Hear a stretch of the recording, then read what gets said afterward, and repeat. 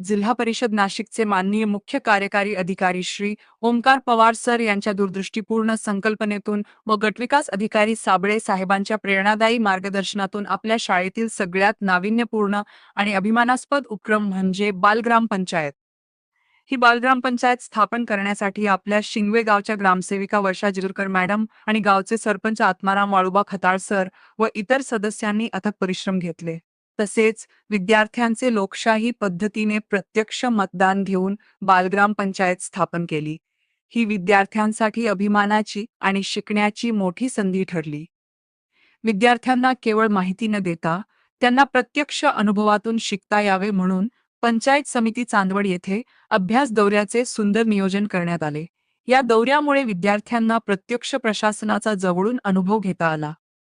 प्रथमतः ग्रामसेविका जेजुरकर मॅडम व सरपंच आत्माराम खताळ सर यांनी मुलांना ग्रामपंचायत विषयी सोप्या आणि समजण्यासारख्या भाषेत सविस्तर मार्गदर्शन केले. विद्यार्थ्यांचे प्रश्न उत्साहाने आणि संयमाने ऐकून घेतले. यामुळे विद्यार्थ्यांचा आत्मविश्वास वाढला. पंचायत समितीत पोहोचल्यावर विद्यार्थ्यांचे उत्साहपूर्ण स्वागत करण्यात आले. माननीय गटविकास अधिकारी साबळे साहेबांनी विद्यार्थ्यांचे मनापासून कौतुक केले व विद्यार्थ्यांच्या हस्ते भगतसिंग, राजगुरू, सुखदेव यांना शहीद दिनानिमित्त भावपूर्ण आदरांजली अर्पण करण्यात आली. हा क्षण विद्यार्थ्यांसाठी प्रेरणादायी आणि स्मरणीय ठरला. त्यानंतर साबळे साहेबांनी विद्यार्थ्यांशी मनमोकळा संवाद हितगुज साधत त्यांना अभ्यासाचे महत्त्व, जीवनातील शिस्त आणि उद्दिष्टांविषयी मोलाचे मार्गदर्शन केले व पुढील वाटचालीसाठी उत्साहवर्धक शुभेच्छा दिल्या. त्यानंतर विद्यार्थ्यांनी पंचायत समिती काय आहे व त्यामध्ये कोणते विभाग आहेत आणि त्यात कसे कामकाज होते यासाठी विविध विभागांना भेट दिली. त्यात पहिला विभाग म्हणजे पोषण आहार विभाग, जिथे सरांनी पोषण आहार विभाग कशा प्रकारे काम करते याविषयी माहिती दिली.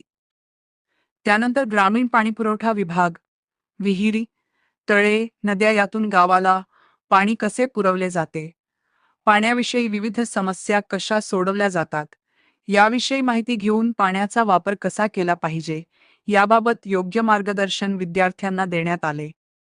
त्यानंतर महाराष्ट्र राज्य ग्रामीण अभियान विभाग, यामध्ये गावातील महिला बचत गट कसे काम करतात, त्यातून स्वयंरोजगार कसा प्राप्त होतो, बचत गटावर कशा प्रकारे कर्ज मिळू शकते यावर माहिती देण्यात आली. त्यानंतर कृषी विभाग, सगळ्यात महत्त्वाचा आणि आपल्या जवळचा विभाग म्हणजे कृषी विभाग मध्ये गेल्यानंतर विद्यार्थ्यांना खूप मोलाची माहिती मिळाली. ती म्हणजे सेंद्रिय खत का वापरले पाहिजे, बायोगॅस कसा तयार होतो आणि त्यामध्ये मिथेन वायू असतो. त्यानंतर आपण आधुनिक पद्धतीचा वापर करून कशा प्रकारे शेती करू शकतो. त्यानंतर रेशीम उद्योगाविषयी माहिती दिली आणि सेंद्रिय पद्धतीने आपण कसा भाजीपाला उगवू शकतो आणि आपले आरोग्य चांगले करू शकतो यावर मार्गदर्शन मिळाले. त्यानंतर सामान्य प्रशासन विभाग, जेथे सरकारच्या विविध योजना, त्यांची माहिती, त्यांचे फॉर्म कसे भरून घेतले जातात, लाभार्थ्यांना त्यांचे लाभ मिळवून दिले जातात, सेवानिवृत्त कर्मचाऱ्यांचे विविध काम येथे केले जाते. तसेच तालुक्याचे अकाउंट, पगार बिले तयार कसे होतात याविषयी माहिती दिली.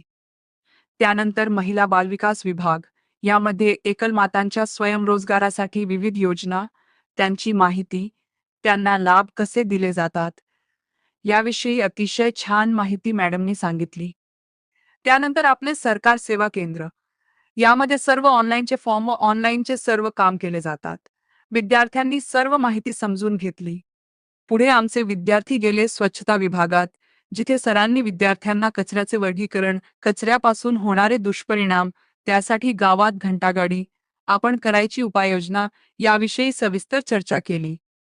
तसेच घरकुल विभागात लाभार्थ्यांना आवास योजना अंतर्गत कशा प्रकारे घरकुलासाठी रकमेचे आयोजन केले जाते, तसेच त्यांना स्वच्छतागृह, सोलार सुद्धा दिले जाते याविषयी माहिती देण्यात आली.